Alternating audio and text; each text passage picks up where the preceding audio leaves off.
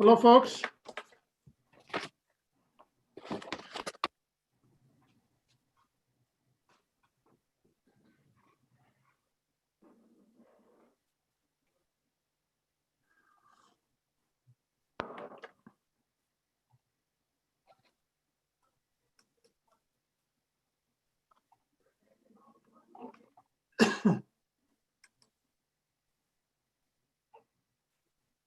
And I say hello to each and every one of you and welcome to the Township of Douro-Dummer's council meeting here on the very first day of December 2020 as we try to get ourselves in the Christmas spirit.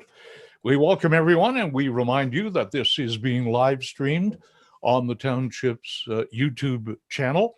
It will also be recorded for those who would like to watch it later. We will hold the meeting just like we would in the council chambers to the best of our ability.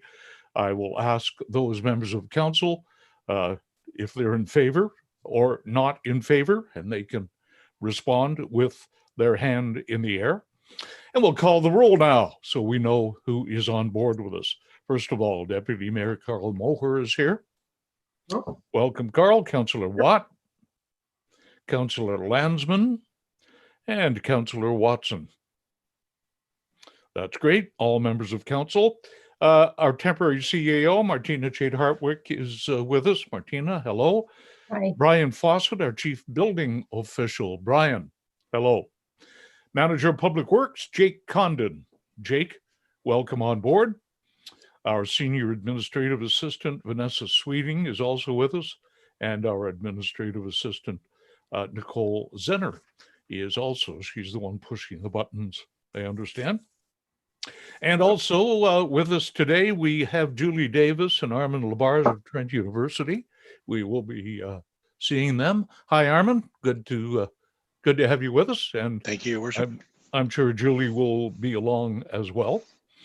And a note that staff in the meeting will have their cameras turned off unless they're asked a question and would like to make a comment. So there we go. With everyone in attendance, I will officially call the meeting to order. And we respectfully acknowledge that we are on the treaty and traditional territory of the Mississauga-Neshbag, and we offer our gratitude to the First Peoples for their care for and teachings about our earth and our relations. May we honor those teachings. Would everyone please join us for just a moment of silent reflection.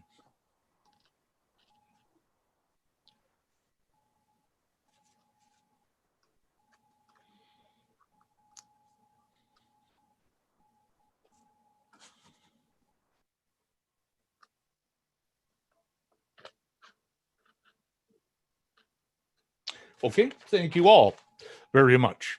For members of council, if you have any pecuniary interest, please express that now with any of the matters that we are dealing with. Okay, seeing no hands in the air. The agenda that is before us for tonight's meeting, I would request a motion to receive and adopt that agenda, please. Councillor Watson, Councillor Watt. All in favor? All opposed? That motion is approved. The minutes of we had an emergency meeting on November 5th, special meeting on November 17th, and a regular meeting on November 17th. I would like a motion, please, to receive those minutes and adopt them. I would make that motion if somebody would second it. I think there's a change that may be needed. Okay, Sheila is making that motion. I'll second it, and I have a comment as well. Carl is second. We also have the subject of business arising, if any of that happens to be true. Go ahead, Sheila. Yes, it's with regard to the emergency meeting of November 5th. It's referred to in the minutes as a teleconference. It was, in fact, an electronic Zoom conference, and possibly so that if it's needed to understand that in the future, it would be noted. Okay, does the clerk's department have that change? Through you, Mr. Mayor. We did have a teleconference. I'm just reviewing my schedule, and I believe the November 5th meeting was the teleconference meeting. We did have one on the telephone. I Yes, remember that. Mr. Mayor, the November 5th meeting was the teleconference meeting. It was via our conference call service. Okay, In that case, Sheila? I remove my comment and I will still make a motion to accept Okay, the that minutes. motion is still valid. Carl, did you have a comment, a seconder? Yes, just on the 6.3, the November 17th meeting, resolution 416-2020. I think the write-up says agreement in principle. I think we agreed totally with that, moving forward with that rather than just in principle. Did we not?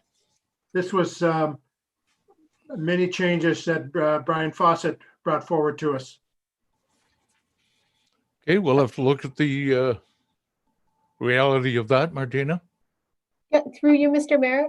I have it listed as in principle. That document is coming back to council at the next meeting as a public meeting and a draft bylaw. Okay, Because it needs a bylaw to be able to approve those processes. So I think that's why we use Okay. that language. okay. I didn't realize it was a public meeting that will be before the bylaw. So we Okay. couldn't have approved it if we wanted to. Yeah, okay. You okay with that, Carl? Mhm. Okay, then, the motion's on the floor. All in favor? Yep. All opposed? That motion is approved. Any business arising out of the minutes? Okay, seeing no hands. Delegations, petitions, presentations, and public meetings. That is the section of the agenda we're at. And I'm going to turn it over to Sheila and Tom. And of course, we know that Santa Claus parades this year in everywhere, I guess, a little bit different than we are used to. And of course, we're very proud of our parade and tree lighting every year that starts in the dark, and the kids light the tree, and it's a wonderful, wonderful experience. But we couldn't do that this year.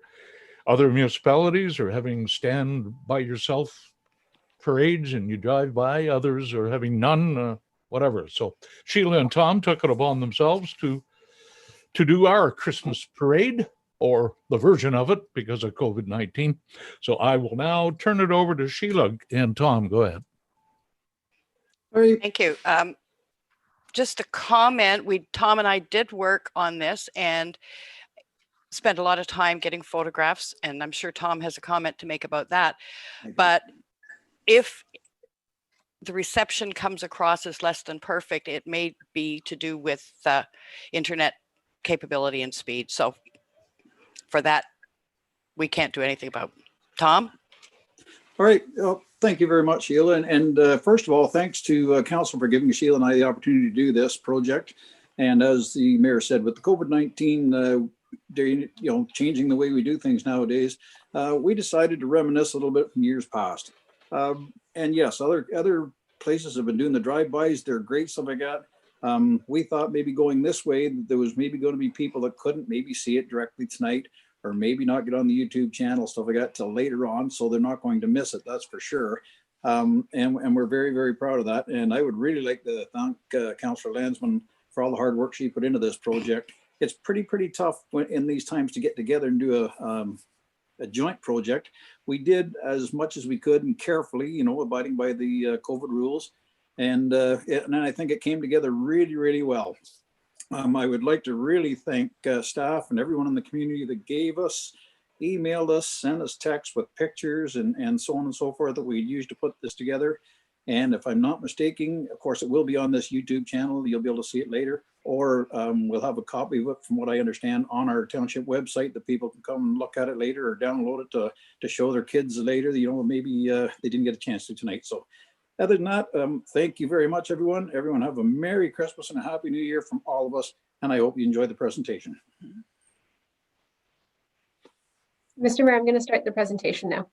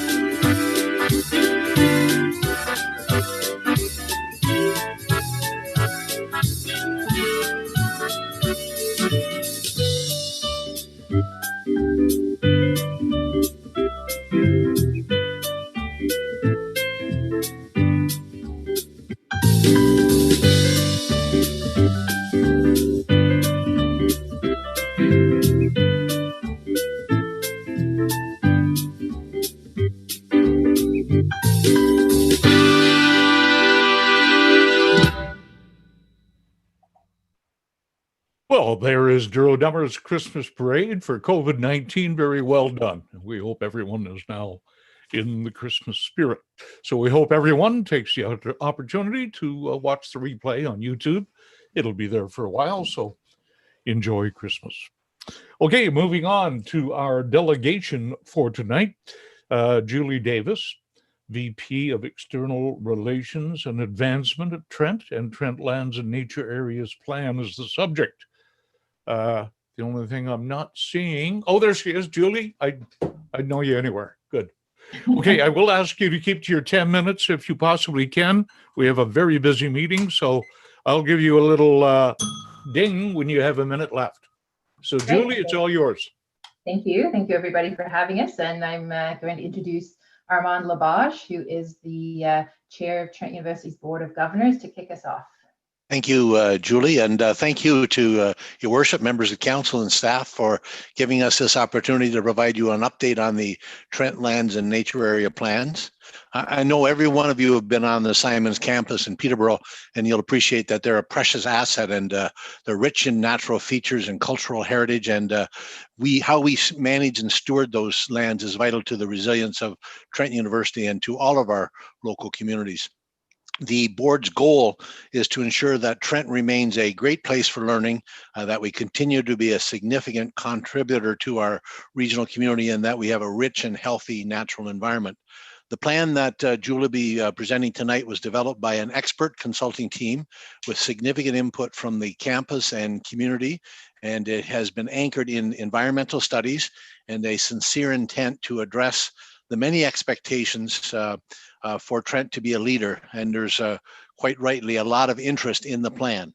As the chair of the Board of Governors and as a very proud graduate of Trent University, class of '95, I am proud of the great work that we have done, and we look forward to constructive feedback and input from your council tonight, and in the weeks to come. Julie will take you through some of the highlights of the plan, and I just want to emphasize that the plan takes a long-term view of how we will be active stewards of the abundant natural resources and environment while meeting the urgent campus and community needs for greater education, employment, and housing.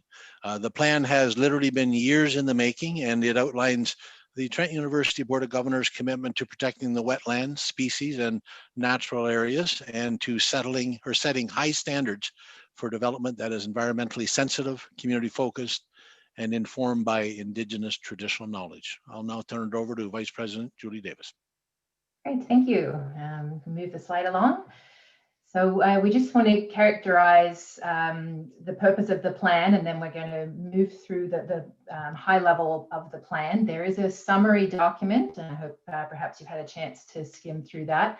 And the actual plan itself is not very dense to read, and I think will really give you a good picture of what we've tried to accomplish. So the importance of the plan is really, it's a high level framework plan to look forward for many generations, and it helps us to make informed decisions around the campus, ensures that we're protecting the natural environment through a systems-based approach, and sets expectations for the kinds of development that we would permit on the campus. Importantly, for your perspective, we submit this as input into municipal planning processes, and certainly we're involved in the county transportation studies and any official plan updates. And it also just articulates to potential funders and gets us ready for funding opportunities, whether those be for government or for donors. Next slide. We've really had a very ambitious planning approach, and the intent is to bring together previous plans which were somewhat siloed. So nature areas had their own plan, and then we had a development plan, and so we've attempted to bring those together, which is really the right thing to do, and as well integrate Indigenous values and a stronger voice for the community, with the goal of setting a new standard for planning processes. And we certainly haven't seen other plans take this ambitious of a scope, and we certainly learned a lot along the way. Next slide.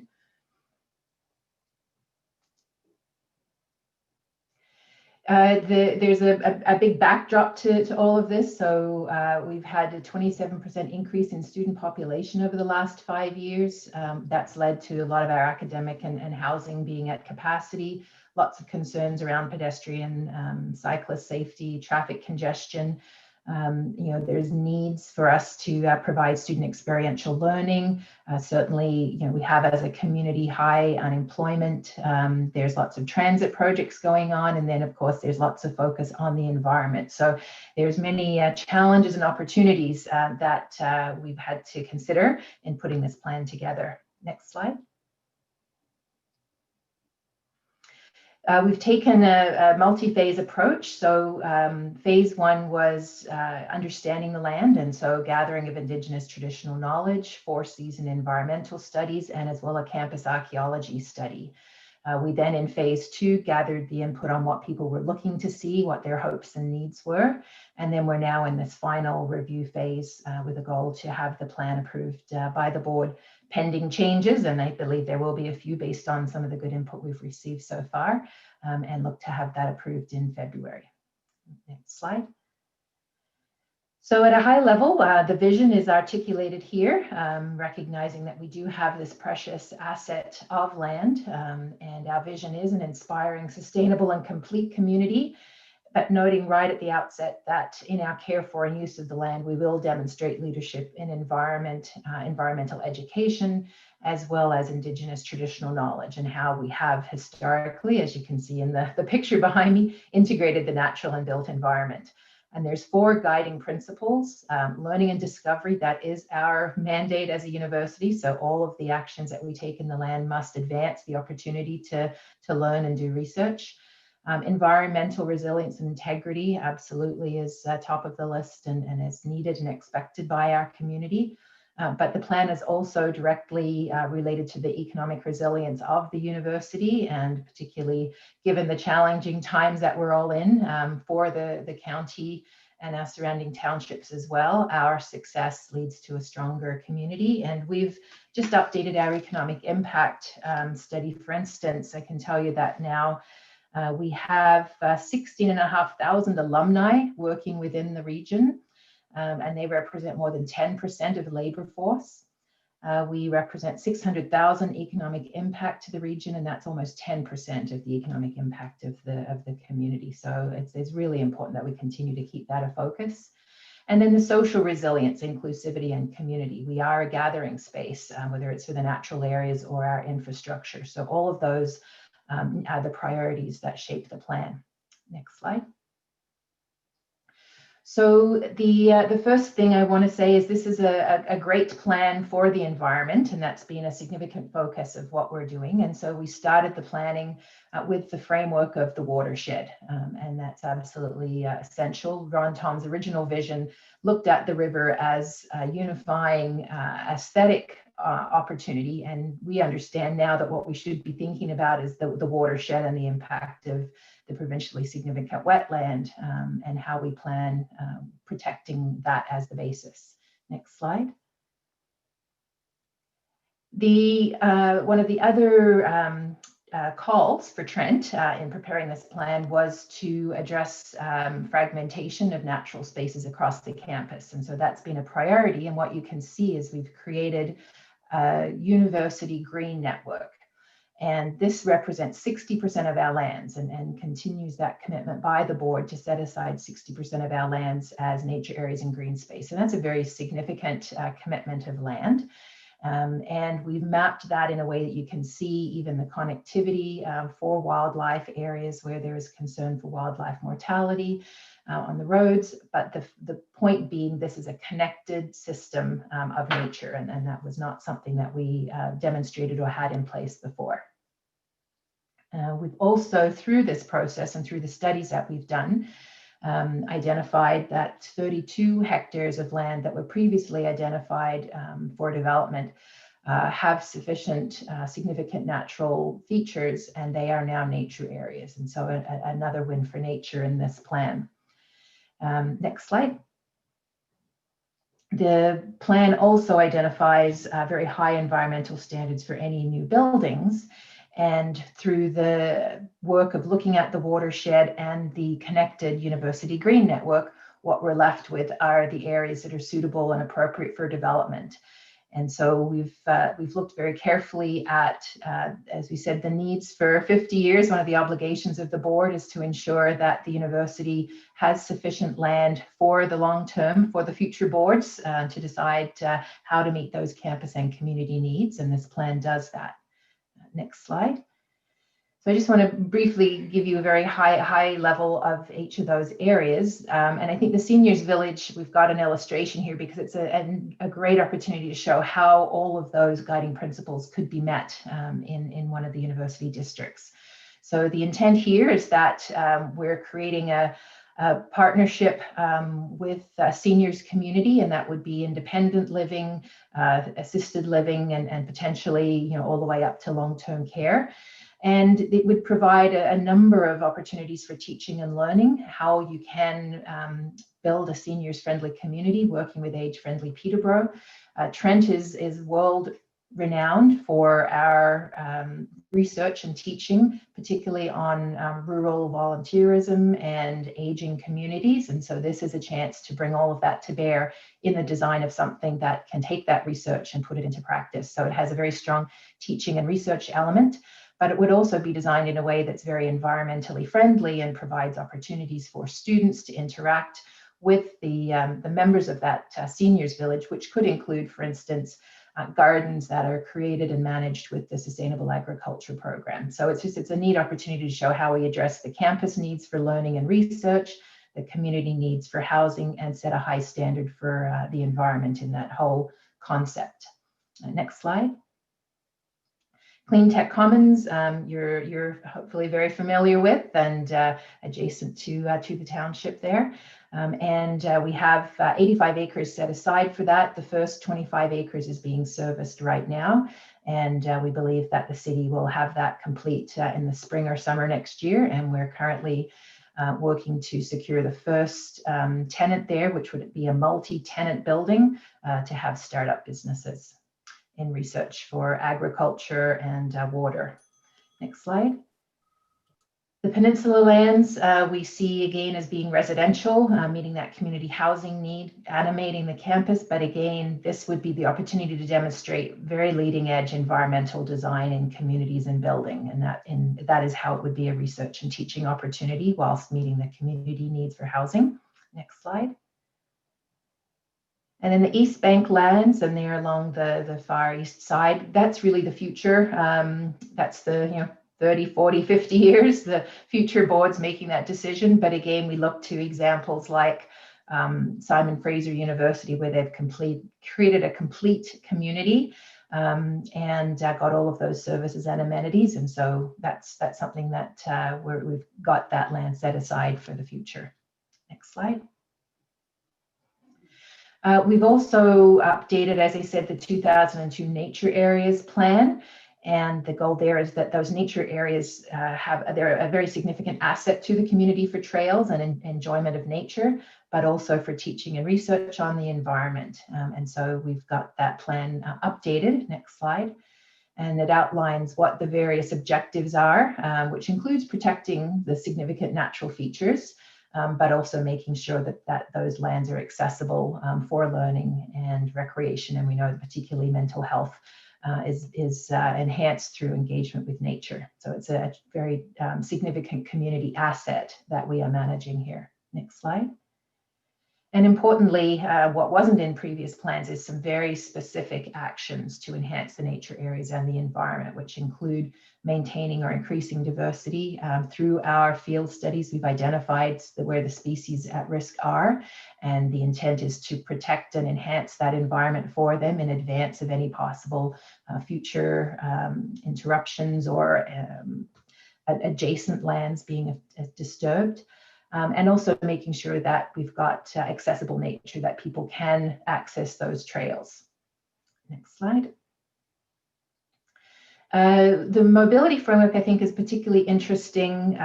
You would be aware, or perhaps some of you would be aware, that The Ministry of Transportation of Ontario has reserved a corridor along 9th Line should they wish to expand a highway in the future. While they have that land reserved, we're not able to locate any permanent infrastructure within that corridor. So that's a limitation that we've had to accommodate within the plan. The city is also doing the North End transportation study. So we've participated in those public sessions, and what we've mapped in most cases is what the city's emerging preferred plan is. But we've brought forward a new idea for the city to consider. And it's based on the environmental impact that the Nassau Mills Road has along the east side of the Otonabee River, cutting off the connection between the wetlands and the river. There's lots of concerns about wildlife mortality, about safety of that road. And so one of the ways we've proposed that could be addressed is to create a new road, and you'll see that on the far right there, the purple line, that would extend through Clean Tech Commons and would allow us to make that river road just an interaction place with campus, a safer rotary trail. And so that's something that we've submitted to the city for consideration within the North NDA. Next slide. So this is what the map of all of that looks like at the end of the day. You see the dominance of the green, that's 60%. The colors indicate all of the potential areas for campus and community infrastructure. We have a significant focus on farming, and there's a really great opportunity for our sustainable agriculture program to be a leader in regenerative agriculture, which is how farming and agriculture can actually enhance the land and the surrounding natural environment. So we're very excited about being able to more than double the size that can be allocated there. And that's a really big opportunity for community engagement. Next slide, almost at the end. We've also had a very significant focus on engagement with the Mississauga, and there's a number of places in the plan where there's very specific actions, but here's 5 areas where we've committed on an ongoing basis to engaging with the communities, expanding the opportunities for learning on the land, and a continued commitment to gather and use Indigenous traditional knowledge. Next slide. So just this situates the role of the lands plan as a high-level framework plan, setting out that multi-decade view with guidelines, but realization that when we get to implement projects, that's where we get into site-specific studies, more detailed environmental studies, more collaboration with, for instance, the adjoining township if there's a regulatory role there. And as well on a visioning standpoint. So all of that, those details come at a later stage, but what we've set out here is a vision, very clear guiding principles and intent. And I think that may be the end. There you go. I think my bell needs to be tuned up. Good going, Julie. That was about 18 minutes, just so you know. Okay, questions. But before I do take questions, Julie, I do want to mention that in the past, I'm not saying right now, but in the past, Township of Douro-Dummer were often left out of all kinds of planning initiatives that went on. And to be honest, that was getting a little frustrating. We're a neighboring township and we share a lot of things. And I really hope that has changed from now on. It was very blatant for a number of years, and we had to do a lot of screaming about that. So I hope we get a little more respect and involved in these kinds of things from now on. Yeah, there's been some regular communications, and we've had the staff at the staff level sharing the details. So absolutely, this is a new course forward. Point made. And Your Worship, I'll impress upon the 2 vice chairs, undoubtedly future chairs on the board too, is so that that doesn't reoccur. All roads lead to Douro-Dummer, just so you know that. Okay, any questions? We do have to move along fairly quickly. Mr. Moher, go ahead. Thank you, Julie. Very exciting news for Trent, and we're always very proud of especially the development on the East Bank, because that's former Douro-Dummer territory. Been in the Trent arms in the hands for many, many years, and we're very proud of all the development there moving forward. I guess I was happy to see some involvement with county transportation plan and city transportation plan. But if I could be quite blunt, the cities seem to have plans that they never developed. Like, for example, the Parkway. The Parkway that was planned for many, many years ago was supposed to be the main route to get employees and staff and so on to Trent University. And that didn't happen. And as a result of that, it's really come to home to roost now with the Park Hill Bridge closed. University Road is like a 4-lane highway. And especially the city portion of the road there is in terrible shape. And I guess, will Trent be holding the city and the county hold their feet to the fire that if it's fine to come up with a plan, but they got to deliver because the university is a major employer, major economic engine of this area. And I think that's got to take place because people are frustrated trying to get to work. And I'm sure you hear it almost daily of people that are going there. And the other thing I want to mention is for the road that you're planning along the east side of the East Bank development area there, Douro-Dummer is going to be involved with that because our traffic counts on Pioneer Road and Douro 9th Line are almost doubling every 2 or 3 years. Those are gravel. Well, Pioneer is a hardtop, but Douro 9th Line is a gravel road.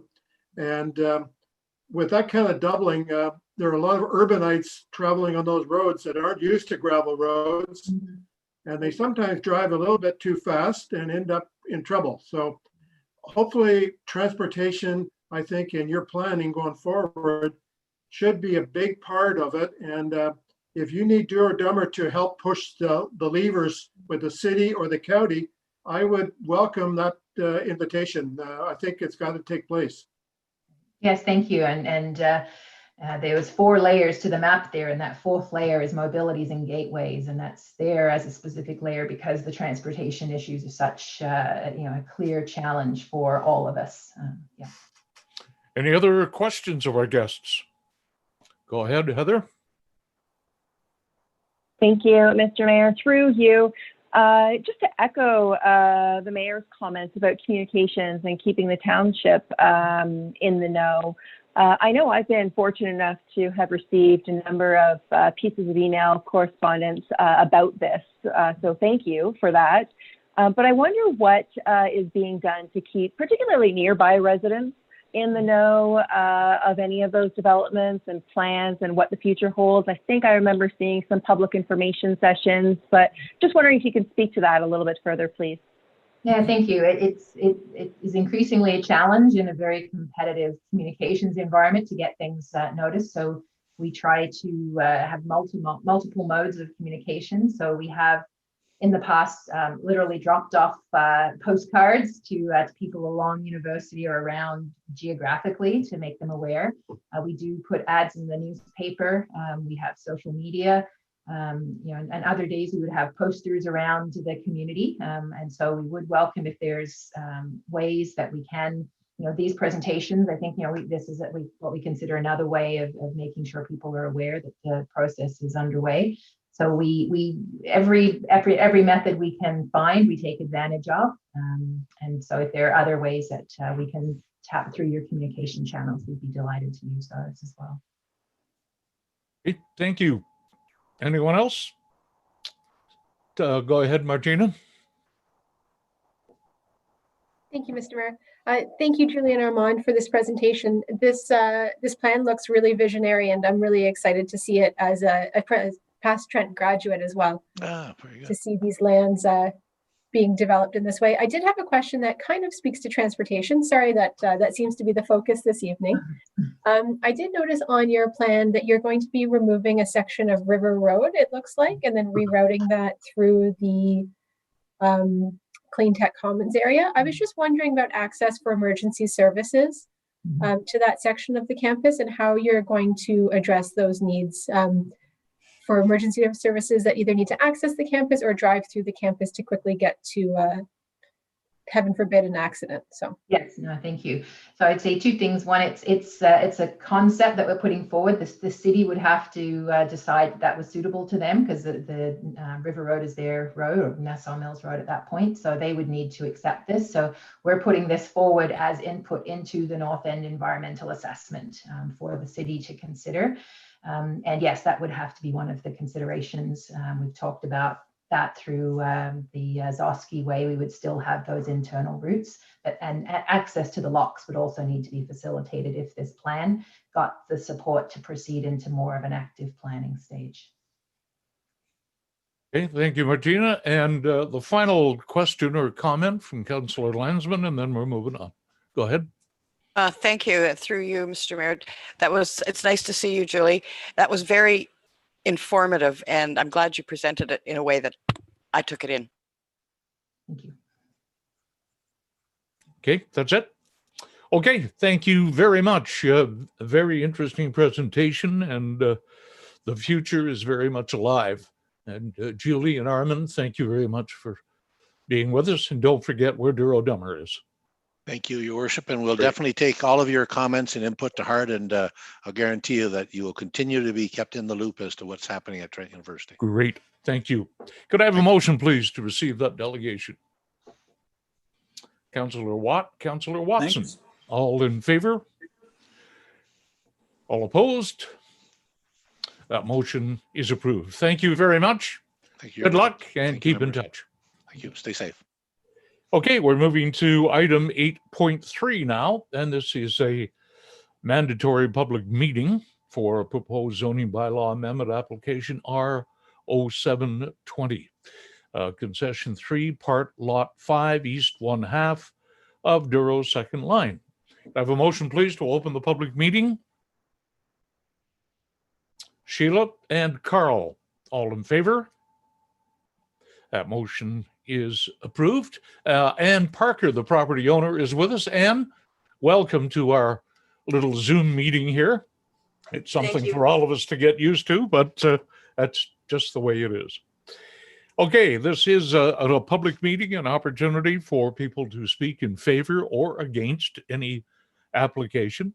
And I will turn things over to Martina. very good. Thank you, Mr. Mayor. So Ms. Sheehan Parker has submitted an application for a zoning bylaw amendment in order to rezone the portions of the subject lands from the RU rural zone to environmental conservation EC zone.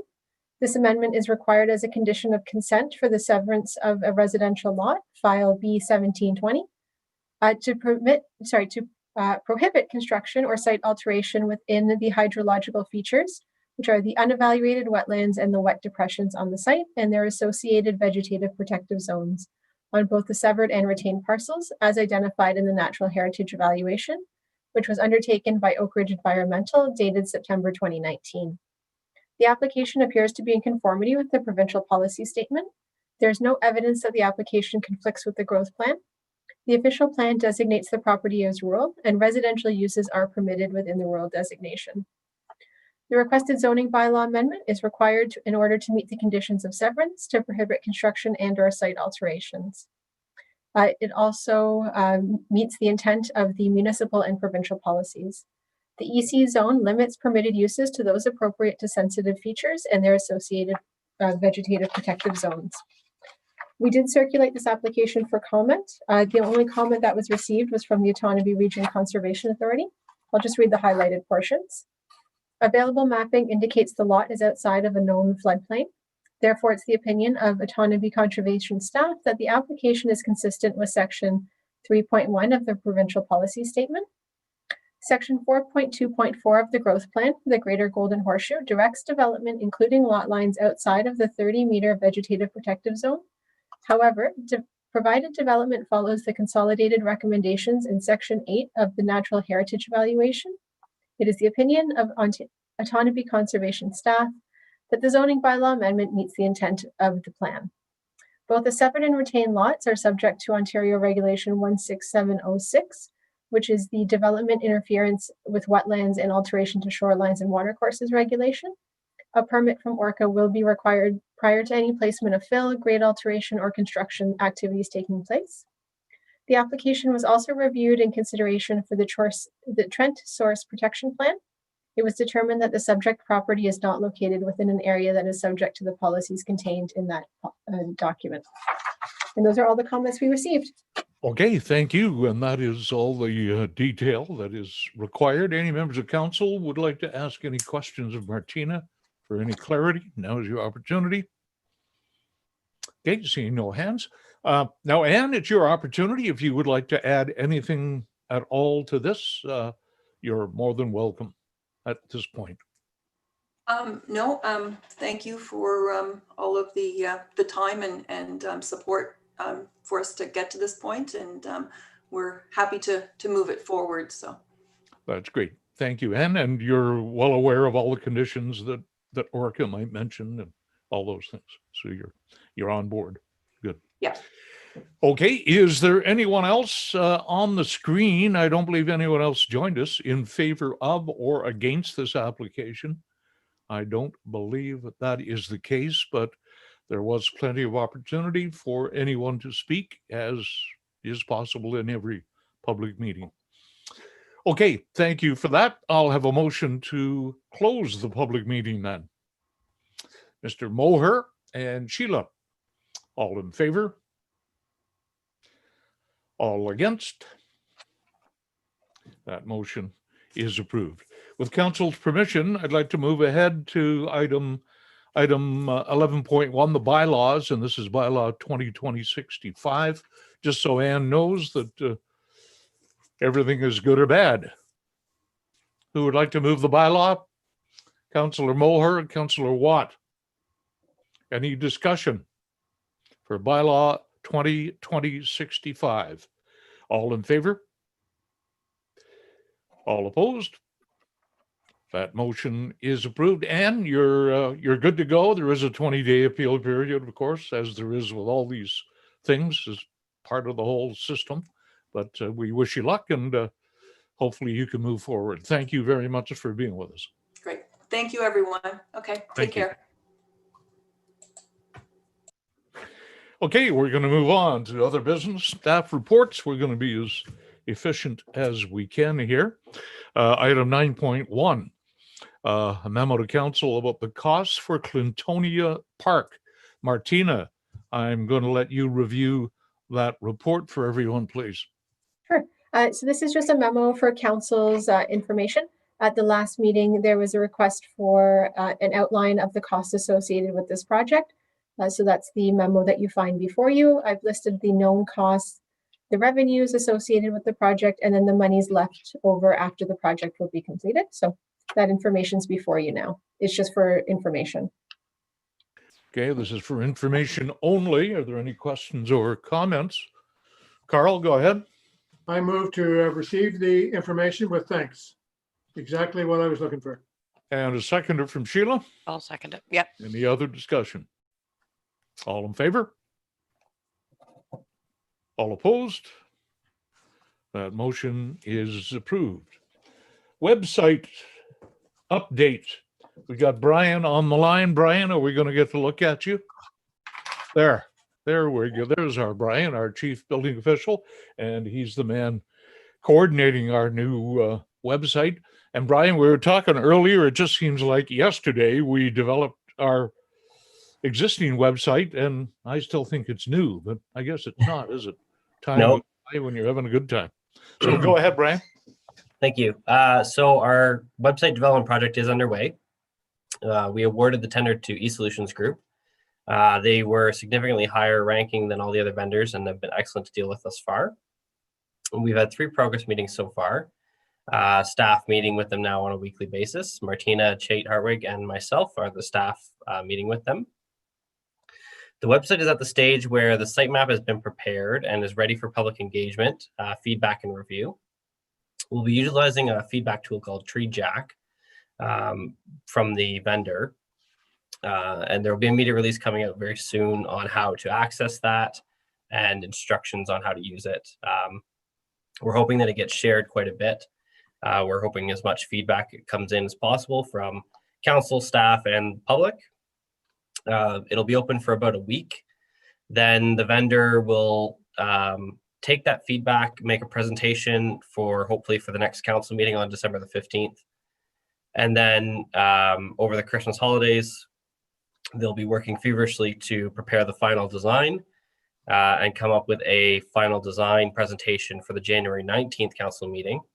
And once that's got everyone's blessing, then they'll move forward with that, do all the programming. Staff will work on the content creation, and hopeful that the website is tentatively booked to launch for June 16th of 2021. Whoa, so it's a relatively short time period. It's extremely aggressive schedule, but they are very comfortable on their end working with it, and there may be some delays as we work through things, but it certainly is a fast moving schedule. Yeah. Now, for those watching, Brian, can you give us a Reader's Digest layman's vision of what might be new that we don't have now? Just so the main driving factor behind updating our website is accessibility compliance. As a municipality, we are obligated to have accessible website. January 1st, we have to at least have undertaken the replacement of our website, because our current website is accessible. It just doesn't meet the newest standards. So this new website will meet the newest standards, and it'll have all the latest technology on it.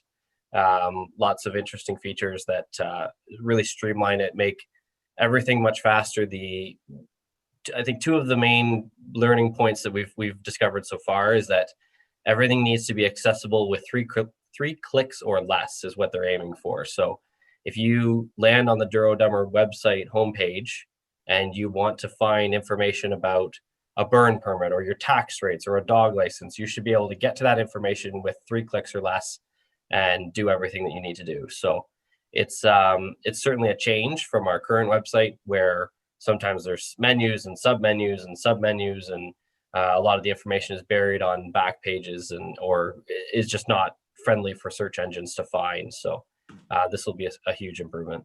Oh, wow. For the record, it only took me 2 clicks to get you on. Just so you know. Okay, any questions with Brian? It's very impressive. Staff are on this big time, and I think we're going to really be proud of it. Go ahead, Heather. Thank you, Mr. Mayor. Through you, I know eSolutions is a choice provider for municipal websites, but I also know that the platform, the content management system that they use, is somewhat proprietary. So without a doubt, there's going to be some training that's factored into this for staff to be able to do updates. But can we assume that with the launch of the site in June of 2021, that we'll be able to fully manage all of the core components of the site and have some assurance there? Yeah. So through you, Your Worship, a significant portion, actually 20% of the scoring features of the tender were related to training and development of staff skills. And eSolutions, I believe, was actually the only vendor that scored perfect in all of those categories. The training packages that they provide for staff are exemplary. We're anticipating that actually a good portion of this 6-month window from when they build the site out in January to when it actually launches in June is centered around staff development, learning their proprietary portal, and the content management system that they use for staff to be able to manipulate the website, edit the pages, create new pages, delete pages, move things around. Really, once the website is launched, it becomes our baby to look after. They're certainly there to help us if we need help, but we'll be able to do everything that we want to do with it as time goes on. Okay, thank you, Brian. Any other questions? Sheila, go ahead. Oh, sorry, Carl, and then Sheila. Sorry, Carl. Okay, thank you. Thank you, Brian, and Martina for advancing the cause there. A couple questions. One of them is, and this may have been corrected even with our current plan, was easy access for staff to update the website in a hurry. Is that going to be one of the features that'll be part of the new, like if we want to go on this morning for something to appear this afternoon, can we do that? or will we be able to do that? Yes, yeah. The ability for staff to make changes is not something that we've personally been trained on yet, but we've been assured that it's very simple. Okay. And the second and last question was, in the past, we weren't able to access past reports associated with township council agendas. Will that be available on the new website? I'll defer to Martina for this. Through you, Mr. Mayor. So the reports for council are now going through the eScribe system. And as we move forward with the website project, eScribe is continuing to be implemented through that. So the way you access reports will stay very similar, and we'll also be uploading past reports into the site over the next little while as well. So That's good. there are two products, but they'll be working together.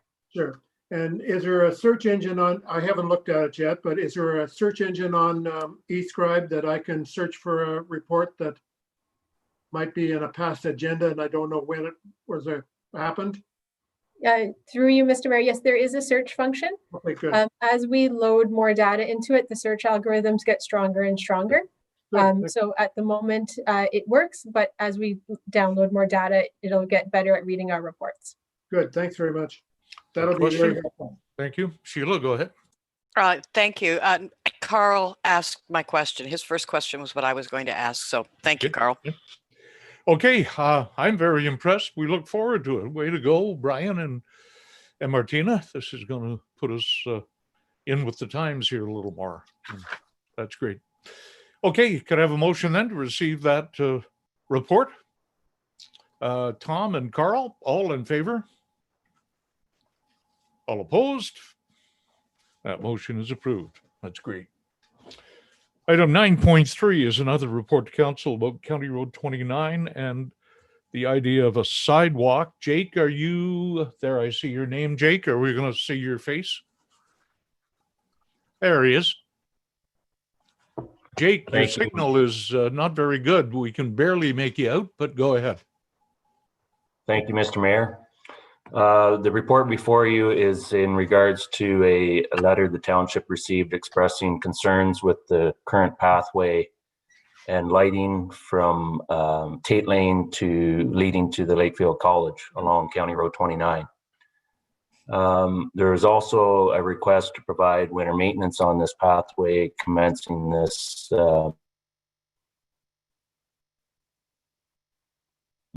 winter season. Lakefield College School has not put forward this request. I refer to sidewalks throughout my report. However, I would like to point out that this section is actually a county maintenance strip along County Road 29, and it does not fall under the definition of a sidewalk in the minimum maintenance standards. The township policy number 30 speaks to sidewalk winter maintenance. Historically, the township has not provided winter maintenance to their sidewalks. Currently, there is one sidewalk within the village of Warsaw that is cleared by a contractor through the winter season. In order for us to consider this request, we'd have to consult with the township of Selwyn to possibly add this activity to their work schedule and come to some sort of agreement. Sidewalk policy would have to be updated to identify this section of pathway to be included in that. In order to provide more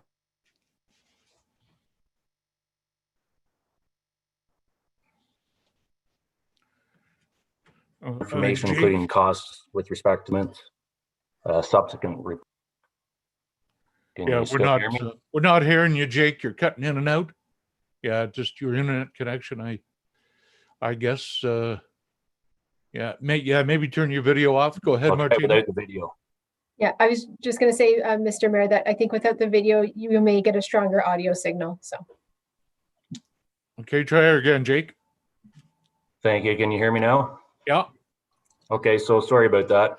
In order to provide more information, including estimated costs with respect to the sidewalk and lighting improvements, A subsequent report would be necessary as I didn't have much time to gather information prior to this meeting. As this will only have financial impact for construction and installation, but also ongoing maintenance costs and liability to the township. This would also require consultation with Lakefield College, Selwyn Township, and the County of Peterborough. So subsequent to the report being on the agenda, I've had the opportunity to do a bit of research on the matter, and it appears that this issue came before council in November of 2014, which resulted in additional streetlights being installed in 2015 along this section of County Road 29. At that time, there was no change to the maintenance strip or request for any further discussion on the matter. In light of this information, my recommendation has changed to leave the maintenance strip as is, in keeping with council's previous direction. So that being said, my recommendation that the Public Works report before you, dated November 24th, 2020, regarding the County Road 29 sidewalk be received for information, and further that the current maintenance strip remain as is and no maintenance activities take place. Okay, thank you for that. Were you Sorry, finished, Jake? Sorry. There would be additional costs associated. However, the financial impact is unknown at this time, pending council's decision. Thank you. Thank you, Jake. Martina, just a quick question to you. This request, I assume, came from a township taxpayer. Did it come from the school itself? I believe it came from Teresa Murray. I don't believe she is a resident of Douro-Dummer. I think she's adjacent to Douro-Dummer. And we haven't seen direct correspondence from the school, so I can't comment on what her relation to the school is. Okay, any comments? Carl, go ahead. I think there may have been one more thing that was considered back in 2014 and 15. Because this boulevard, it's not really a sidewalk, I think the county agreed to do what they could to clear it of snow when required as a spot to walk if necessary for students. But certainly, I think I would agree with the recommendation. We've got to reach out to the college, to the county, and perhaps even Selwyn to come up with a possible solution. This could be even, if the decision is that wishing a proper sidewalk, this could even be a local improvement that would be up to the, I guess, the college to provide some ongoing funding to help construct. Okay, thank you for that. Any other comments before I ask for a motion to receive the report? Go ahead, Heather. Go ahead. Sorry, Yep. my mute was still on. Mr. Mayor, I saw the clerk's hand was up as well. Perhaps she wanted to interject. No, go before I ahead. spoke, You go ahead. I'll get to the next person. All right, thank you. Through you, Mr. Mayor, I did take the liberty to reach out and speak with Ms. Murray, who did send the letter through. And Madam Clerk is correct in saying that she does reside in a neighboring municipality. However, she is a parent of a student who attends. In speaking with her, she did indicate that there has been concern by other parents, although I, like some of my colleagues, suggested that it would be good to have more consensus from Lakefield College School and getting an understanding of their feelings around the issue as well. I hear the recommendation that's before us, and knowing that it's different than the one that's in the report. I personally think that if we can try and work together with neighboring municipalities, with the county, with Lakefield College School to try and find some kind of solution, it would be advantageous. However, unbeknownst to me, Deputy Mayor Moher had suggested the original motion going back to 2014, where perhaps the county was going to take some ownership for snow removal. So, in some case, so perhaps at the very least, for the residents as well as those going to the college, and accessing the pathway, perhaps we reach back out to the county to see if we can reinvigorate that so that it occurs. Perhaps it's just something that's been lost over time, if that in fact it exists. Well, Mr. Mayor, you're muted. Go ahead, Martina. Thank you, Mr. Mayor. Just talking about the possible snow removal. I know that sidewalks under the Municipal Act are the domain of the lower tier municipality, not the upper tier. But as Jake mentioned, this is not a sidewalk. This is a maintenance boulevard. And I think that any snow removal the county may have done may have just been as a favor, not as an operations decision, because the moment you make an operations decision regarding snow removal and other maintenance type tasks, you do become tied to that decision for quite a long time, and it does create additional liability. So while I hear what Mr. Deputy Mayor Mohart is saying about what the county had offered or suggested, I think we'd want to speak to them directly about that, because I wouldn't want to leave them on the hook for something that maybe they didn't realize the obligation they were creating. So, Carl, go ahead. I believe that was the case. So I think the discussion with Selwyn, the county, and the school is appropriate to move forward. I would add as well that any ideas of any great financial outlay from our township's point of view is totally out of the question for now. Things are tough out there. We can't go willy-nilly doing things we'd like to do. In a perfect world, that'd be great, but I'm not sure we realize how tight things are out there. Let's hold on to what we got. Can I have a motion, please? Carl? I would move the motion that Jake Condon articulated a few minutes ago. Seconder, please. Sheila? Discussion? Just a clarification on the motion. I'm sorry, what that Jake articulated in writing, like what's in the report, or what Jake changed his recommendation verbally? It was a verbal.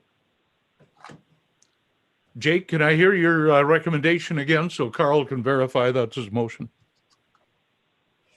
Yep, through you, Mr. Mayor, that the report before you regarding the County Road 29 sidewalk be received for information, and further that the current maintenance strip remain as is and no maintenance activities take place. Is that your motion, Carl? Yeah, I think there was an add-on there, Jake, that you were going to reach out to Selwyn and the county and Lakefield College to see if there was a solution to the issue there.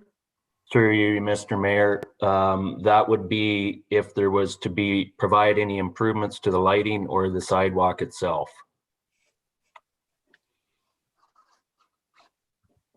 Okay, I would like to add that portion to it, that we set up at least a meeting with the parties involved to see if there is a realistic solution to the cause that's been raised by one parent with Lakefield College, Selwyn, and the county. Wow. Okay, Sheila, is that the motion you seconded? Okay, that's the motion on the floor. All in favor? All opposed? Motion approved. Moving right ahead to committee minutes, other reports. Carl, you have a quick update on county council matters? Sure. The service. You're muted, Carl. Just a couple quick things. Service review was completed in the county last year and was received with mixed reaction from staff and council. Further review is to be completed by Tammy Crothers, the individual who's did our review. Various subcommittees have been formed of county members and senior staff to develop and further the service review issues. The county budget has been put off till January 2021. We were hoping to get an early look at that in December, but had to be deferred for various reasons. Any suggestions, any issues that you find that are county, don't hesitate to refer them to myself or to Jay. Other thing, just to give you an idea of what's on the plate for the budget, there's going to be microsurfacing planned for part of University Road this year. There's also planning to be work on next year on the Warsaw Road, County Road 4, from Highway 28 to the Douro third line. And then the balance of the Warsaw Road, County Road 4 is planned for 2015. Now, this is on the budget, so it hasn't been approved yet, but there's a number of local issues that have been put forward on the agenda, and hopefully it will get passed. And the last item for members of council and staff, I just want to let you know that J. Mary Jones has put his name in for warden again. And I think this 2-year nomination is with the complexities of local government these days, the diplomacy demonstrated by our mayor to deal with many complex issues with senior governments, both of the province and the feds, is needed to continue, because there's, as you will know, we watch the province every day preoccupied with COVID-19, and we want to continue that good relationship that we have with both the province and the federal government. So hopefully he will be successful, and we can provide indirect support, I'm sure, for the cause. Okay, thank you, Carl. Any questions on report. county matters? Go ahead, Heather. Go ahead. You're Best freezing of up. luck and congratulations on your nomination. Deputy Mayor Moher, you mentioned County Road 4 from 28 to the third line is on the books, on the budget proposed. Was it not scheduled for this year? Was it not part of the work plan for 2021? I could be mistaken. I just, for some reason, was under the impression that we delayed doing Indicom, or Indicom was part of that improvement. The way I look at the current budget that was handed out to us about a month ago, there's 1,485,000, and it's on the 2022 budget for County Road 28 to third line, and 1,538,000 is in 2025 from Douro third line to the village of Warsaw. Also, there's $100,000 planned for next year, and it is drainage development in the Warsaw village from County Road 38 to the north end. I don't know exactly where that is, but there's couple other items I forgot to mention too. The Gilchrist Bridge is planned for, hard to read these documents. The Gilchrist Bridge, there's 50,000 planned for 2021. This is up at Stony Lake where it empties into the White Lake. And there's, that could be just a preliminary EA study, because in 2023, $500,000 is being planned on that bridge. That looks like a replacement for that bridge. And also talking about bridges, the Hickey Bridge, which is just south of, I think it's Douro 7th line by the River Road. There's 30,000 planned for this year, and 269,000 planned for 2023. So that looks like possible a replacement or near replacement as well. So these bridges, a lot of them were built during the 40s or the early 50s, and a lot of them are needing major rehab now, if not replacement. So, and quite often replacements end up over $1 million. So these figures I mentioned to you may be just major rehabs.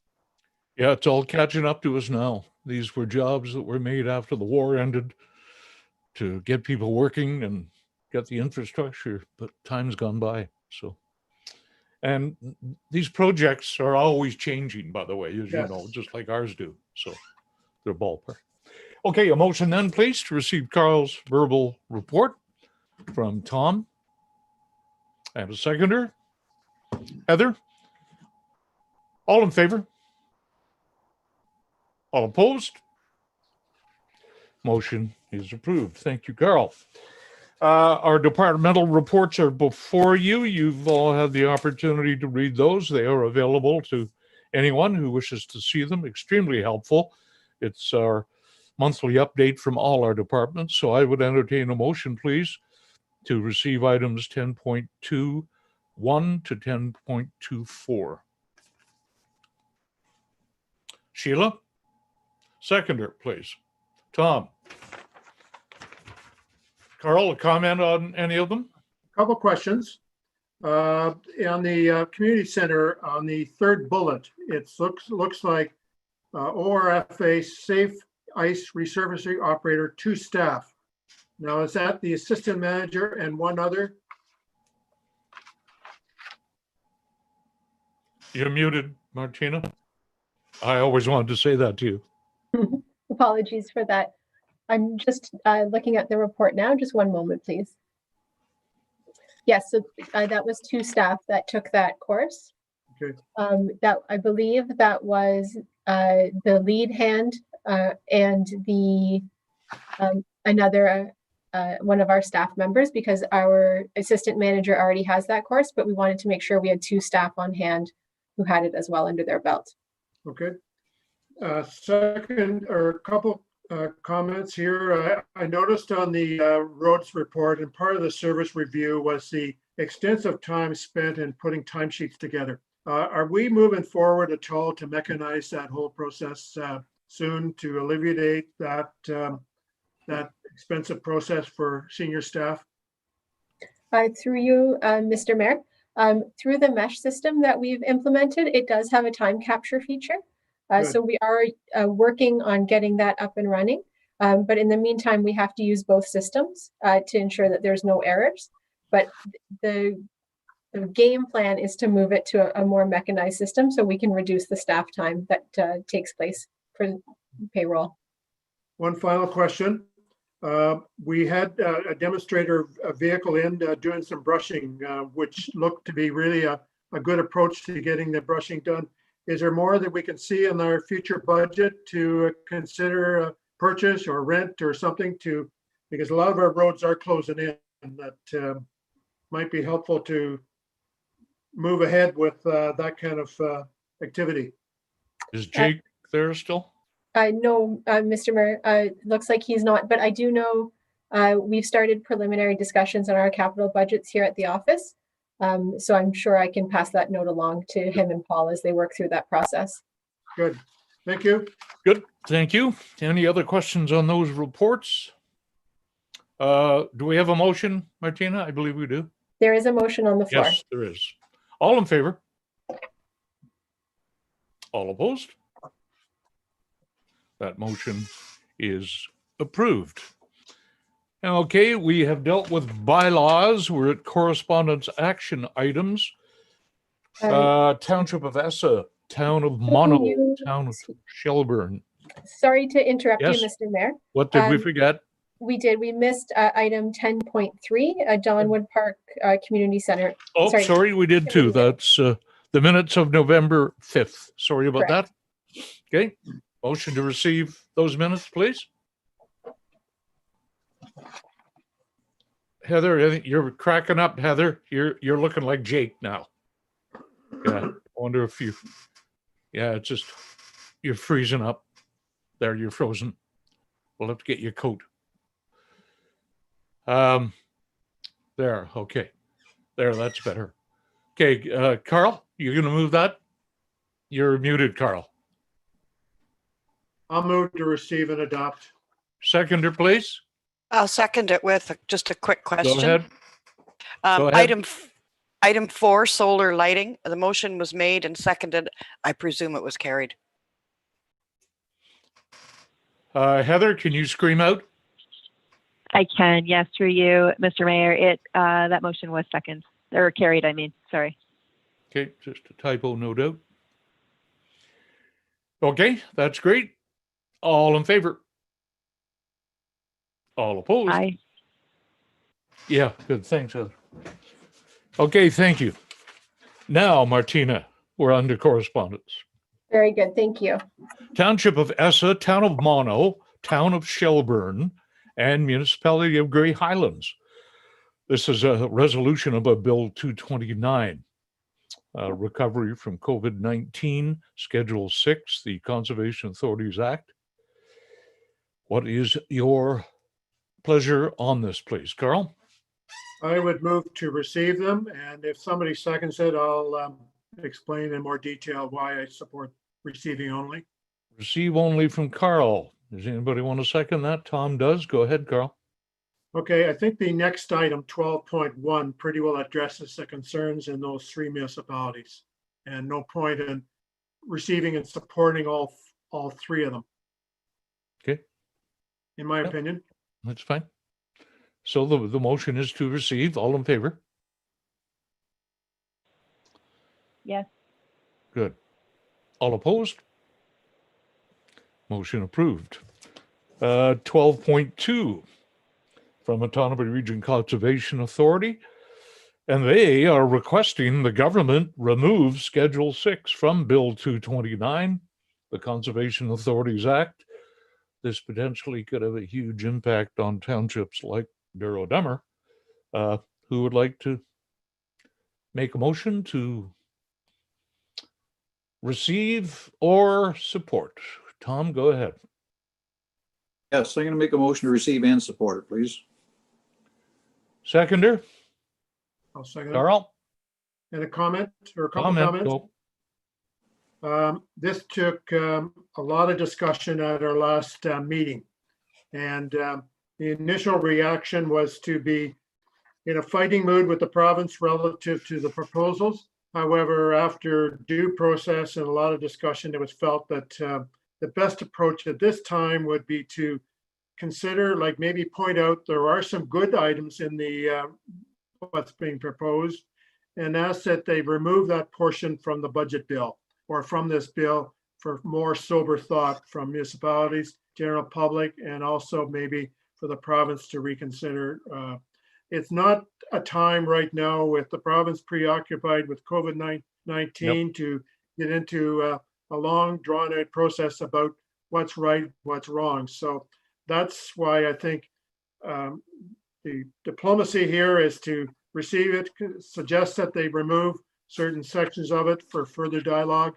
And I think that's what this letter does, hopefully to be received by the province and the ministers, that they will reconsider and do consulting from everyone involved, because the damage that could be done with some of these things that are being proposed could be devastating. And if we have giant floods in future that occurred back in this municipality earlier, and we didn't have to look too far, about 4 or 5 years ago, we saw the city of Houston, Texas being, there were large areas in their floodplain that there was development.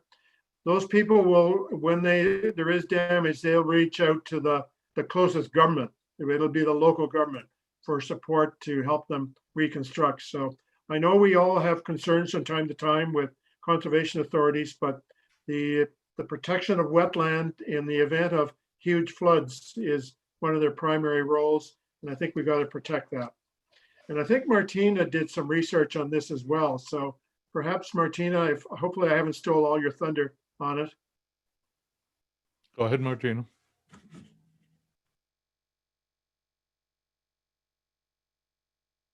Apologies, I was still muted there as I began. Thank you, Mr. Mayor.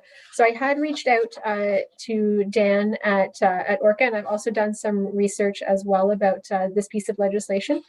Deputy Mayor Moher has mentioned quite a few of the issues, and so I won't rehash them as well, but I just want to maybe speak to some of the governance structure that this bill has effect on. And at the moment,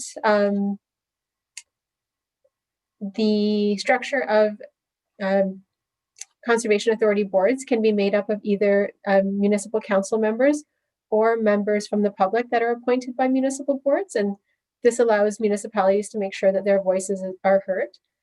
One of the changes to Schedule 6 is that it creates a conflict for board members because it makes their fiduciary duties to the Conservation Board unclear. So they would be facing a potential conflict of interest where they are trying to represent themselves as best as possible on the board, but also trying to represent themselves as municipal councillors, and where their duty lies first will be very challenging for them to figure out. So that's just one of the issues I wanted to touch on. I think many of the other issues Deputy Mayor Moher has also touched on. And the final one that I think it's important for everyone to remember is that municipalities are one of the largest funders of conservation authorities. And so by allowing this Schedule 6 to come out of the budget bill can continue moving forward, because we all know the province needs to help us all get back to work and help the local economy. And we can then have time to review Schedule 6, and it will allow municipalities as one of the largest funders to have that time to comment and make sure that the proposed changes that are in place are going to work for everyone, whether it's a small municipality, a medium-sized one, or a large city as well. Good. Well said. Got to be careful about some of these things. They have a huge impact on us if we're not watching. Okay, that motion is on the floor, Martina? It is on the floor, that's correct. All in favor? All opposed? Motion is approved. Thank you. County of Frontenac, and this is what Brian was talking about a little earlier about the Disabilities Act and the website compliance. And this is their resolution about financial support and training due to the impacts of the global pandemic. What is your wish?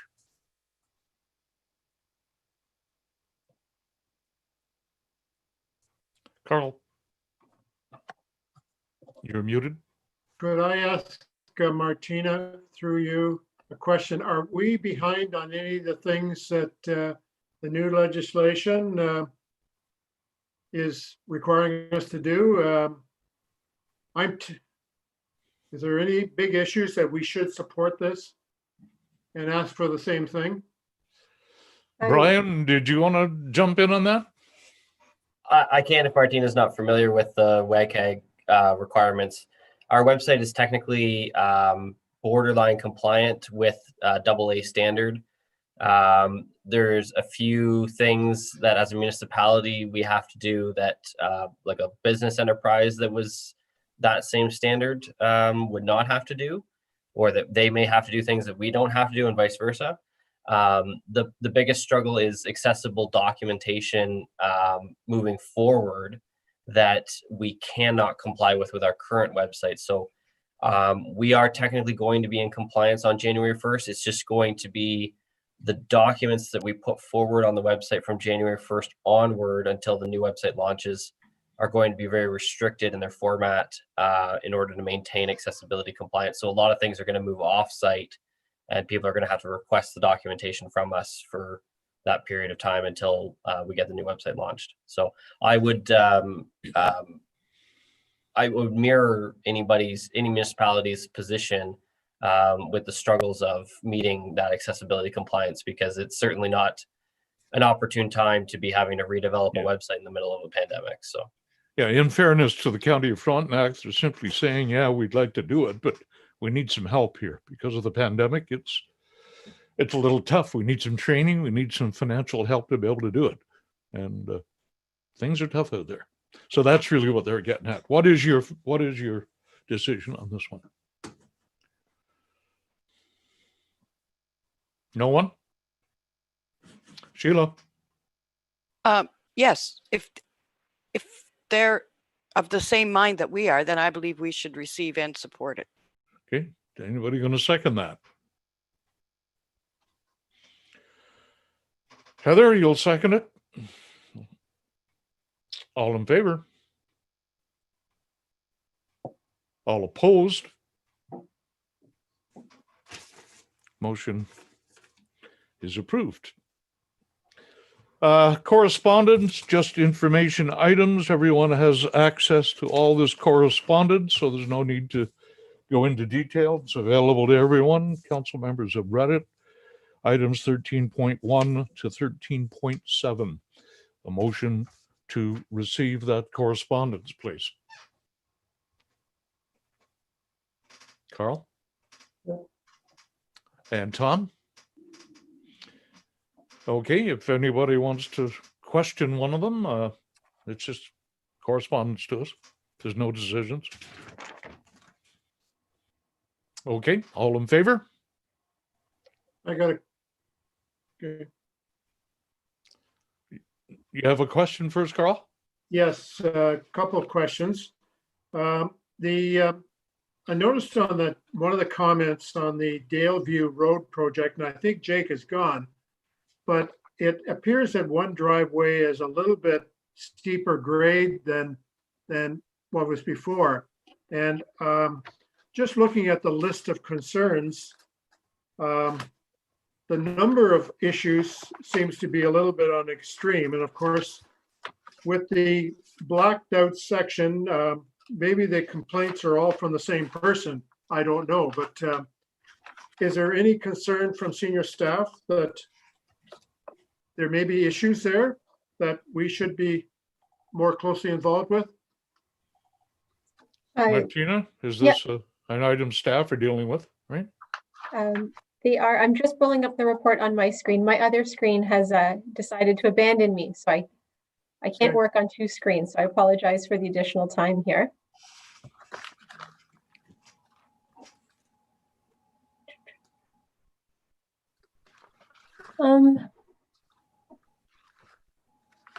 Yes. Okay. So you can see that the resident who was concerned about the rise in their driveway, DM Wills did follow up with them. And DM Wills had completed a survey as well, and they discussed the changes. And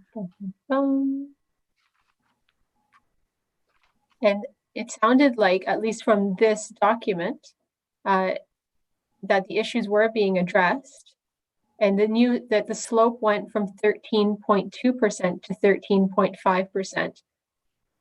And that the crew was going to tie in the driveway to the original parking area and the grades prior to the start of construction. So in my mind, it looks like from the document that the issues are being addressed appropriately, and DM Wills is working with that ratepayer. It's just to see the list of complaints, I just thought it was rather a high number for a fairly small project. But if senior staff aren't concerned, I'm sure I shouldn't be concerned. While the project is not as grand as some other projects in length, it is a very complex project because of the wall that's being built, all of the underground works that are being completed, and the fact that it's in a two-stage process.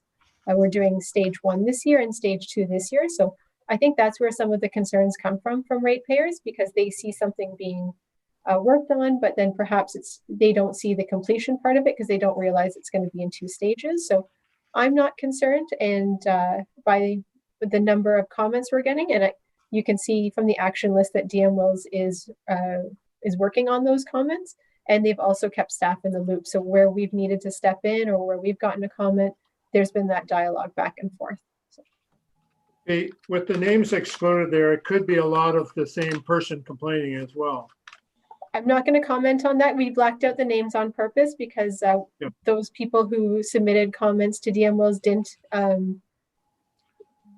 it without knowing that those comments were coming to council. So it didn't seem fair to include any of that information.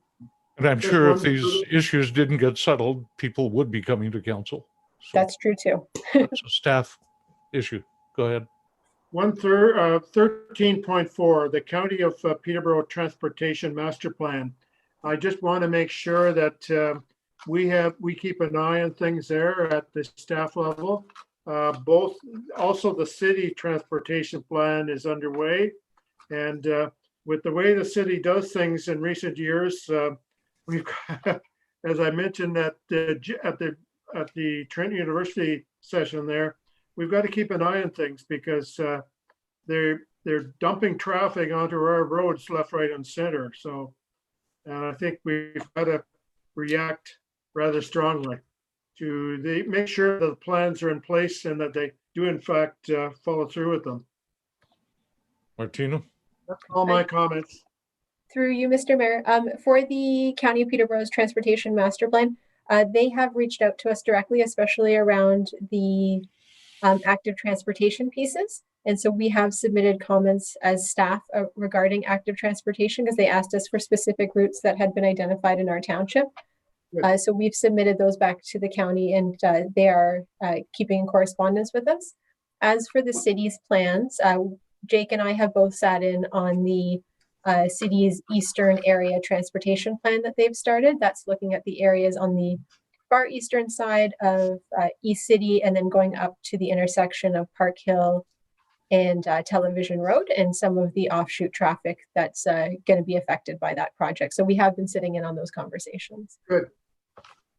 Okay, the motion is for 13.1 to 13.7 to receive the correspondence. All in favor? All opposed? Motion is approved. Accounts, we have none. Are there any notices of motion from anyone? Seeing no hands. Any community announcements? Okay, seeing none. We have no closed session. Confirming bylaw 2020-66 is before you. Moved by Tom and seconded by Sheila. All in favor? All opposed? Motion approved. And motion to adjourn, please. Carl? Yep. And Heather?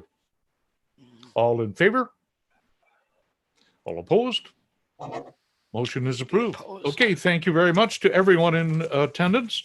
That is the Douro-Dummer Council meeting for the 1st of December. We'll see you again in a couple of weeks. And don't forget to watch the Santa Claus Parade Memories. It will be available on our website. Thank you all very much. Please, everyone, please stay safe. Thank you. Night. Right.